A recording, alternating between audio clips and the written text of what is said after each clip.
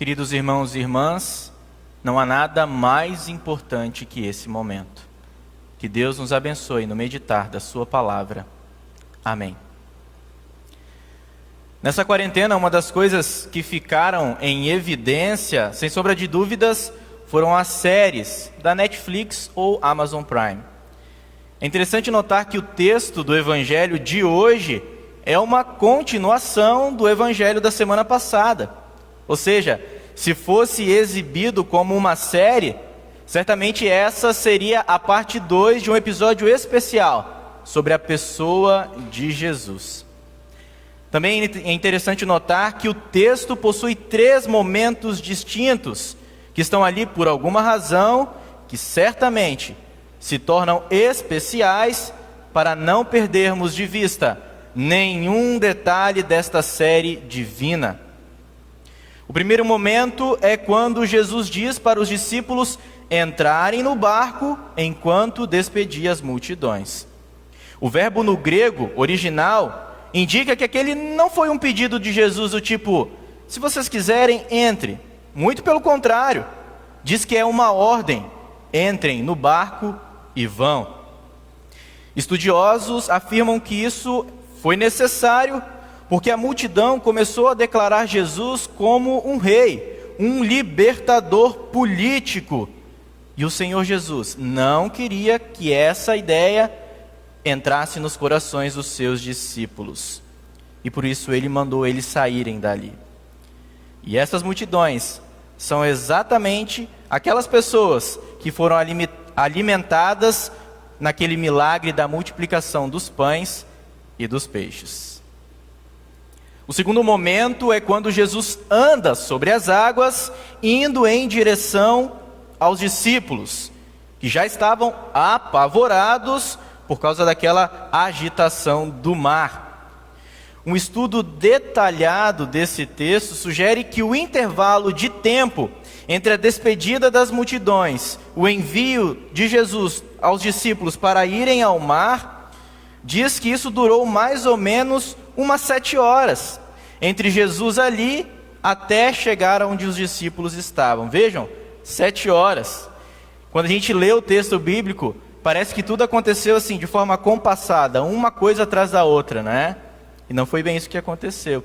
E isso explica justamente o fato de os discípulos estarem em apuros quando Jesus chegou até eles.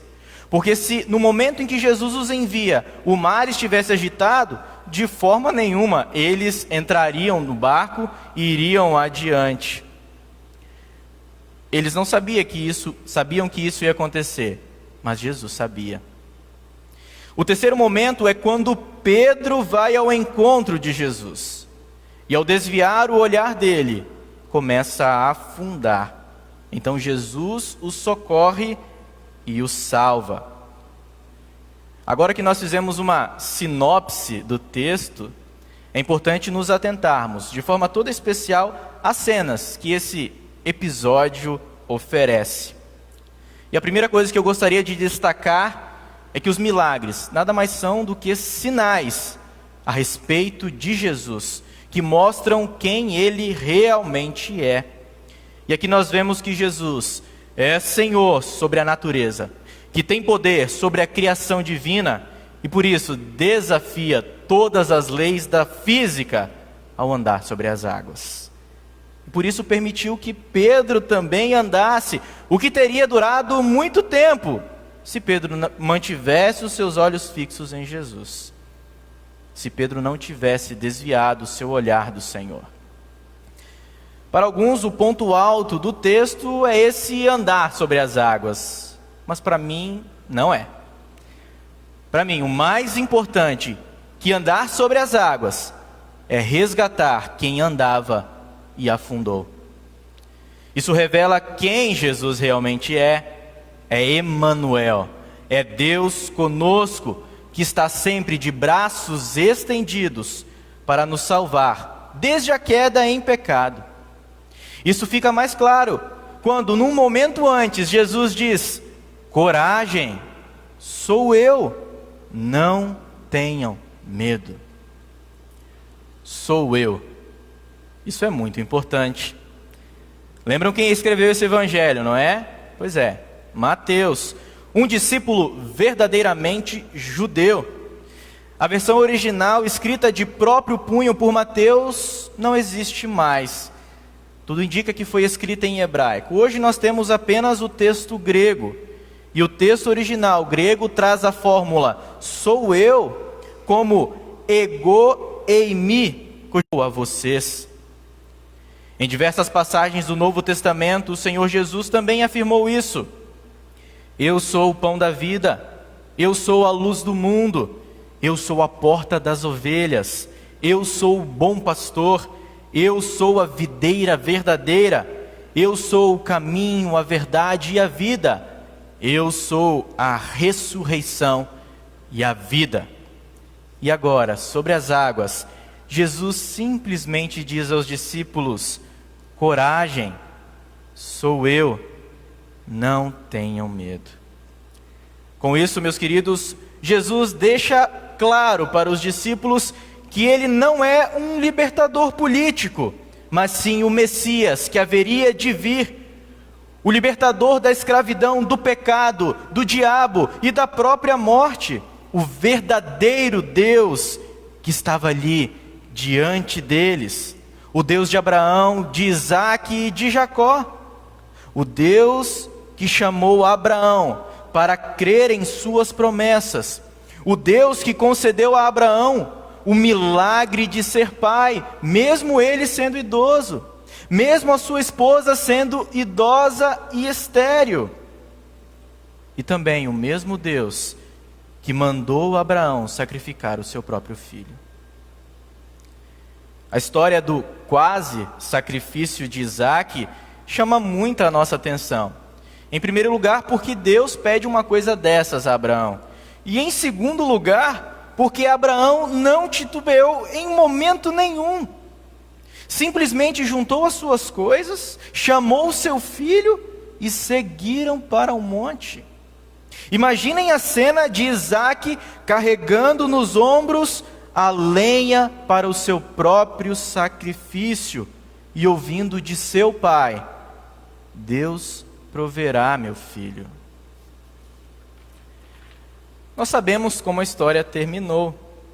E a grande verdade é que Abraão também sabia o final dessa história, porque pela fé, quando estava a ponto de sacrificar o seu único filho, Abraão acolheu as promessas de Deus, do qual havia dito: a sua descendência virá por meio de Isaque. Abraão considerou que Deus era poderoso até para ressuscitar Isaque dentre os mortos. Abraão creu em Deus e isso lhe foi atribuído para a justiça. Que pai sacrificaria o seu próprio filho? O nosso Deus fez isso. Ao interromper o sacrifício de Isaque, Deus revelou a Abraão como salvaria todos nós. É como se Deus tivesse dito o seguinte para Abraão: Abraão, não faça isso. Não precisa sacrificar o seu filho, não faça isso. Pode deixar que eu sacrifico o meu. Assim como Isaque carregou a lenha para o seu próprio sacrifício, o nosso Senhor Jesus carregou em seus ombros a cruz na qual foi crucificado, como o Cordeiro de Deus que tira o pecado do mundo. A fé de Abraão não pode ser comparada com a fé de Pedro, e nem com a nossa. Diante das tempestades da vida, entramos num profundo desespero perguntando: onde está Deus? Jesus sabia da dificuldade que os discípulos estavam enfrentando, e foi ao encontro deles no momento em que ele achou oportuno, e não no tempo em que eles determinaram. Pelos discípulos, Jesus teria chegado ali no primeiro ventinho. Mas quando eles se viram completamente sozinhos, perdidos e atemorizados com a morte, Jesus chegou perto deles e ensinou a eles e também a nós a coisa mais importante de todas: a dependência que temos de Deus. Coragem, sou eu, não tenham medo. Queridos irmãos e irmãs, é na escola do sofrimento que Deus nos ajuda a entender o que é oração e o que é a dependência de Deus. Alguns de vocês já não têm mais pais, ou nunca tiveram. E alguns de vocês também não têm mais filhos. Tenham coragem. Sou eu. Não tenham medo. Essa ainda é a mensagem de Cristo em meio às tempestades da vida. E a maior tempestade que atemoriza os nossos corações, sem sombra de dúvidas, é a morte. Diante da morte, o único que se apresenta com real consolo, conforto e solução é Jesus. Nenhuma outra religião no mundo garante ressurreição e vida eterna. Somente Cristo garante isso. Jesus andou sobre as águas e também caminhou no vale da morte.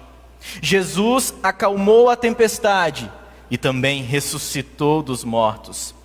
Jesus estendeu o braço para Pedro e o puxou para a superfície. E assim também Ele fará conosco, puxando-nos da morte para a superfície da vida eterna, quando Ele voltar, quando ressuscitarmos.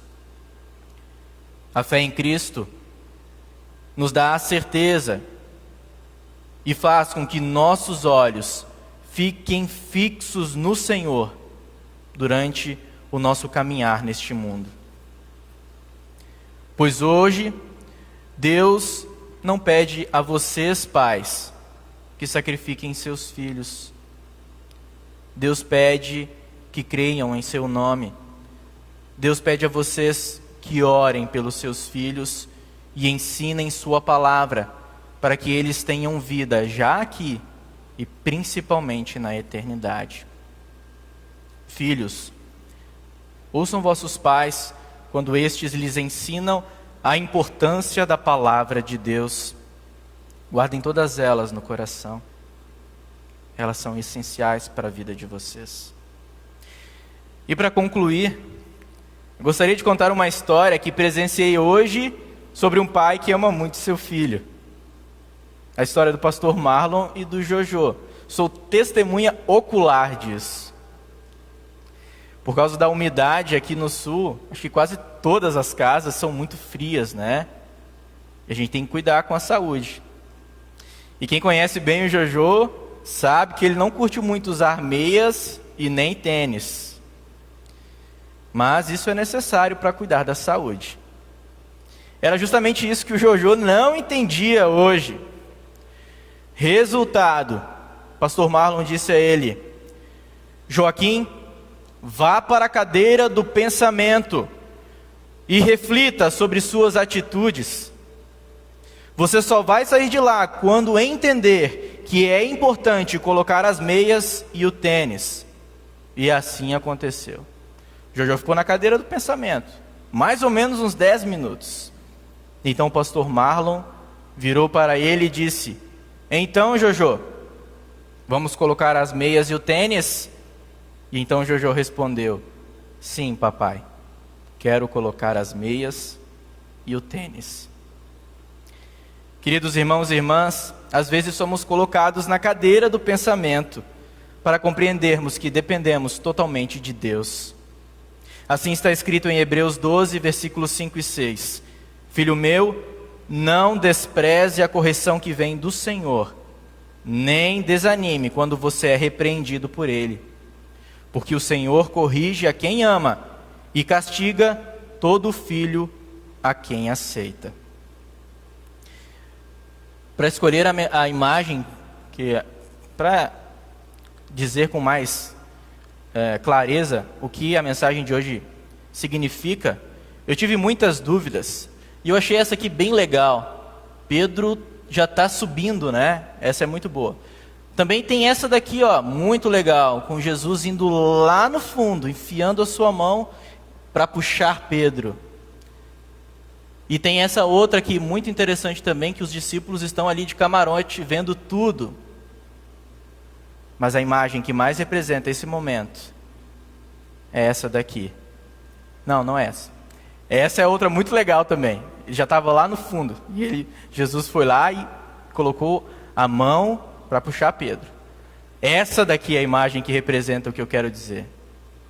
Jesus como aquele que segura na nossa mão e nos leva para cima, para os braços de Deus. Como aquele que é o único capaz de fazer isso, através da cruz. Queridos irmãos e irmãs, Deus não se esqueceu de nós. Deus não se esqueceu de você. Ele sabe o que você está passando. Não se preocupe, porque no momento oportuno, Deus chegará perto de você e dirá: coragem, sou eu, não tenha medo.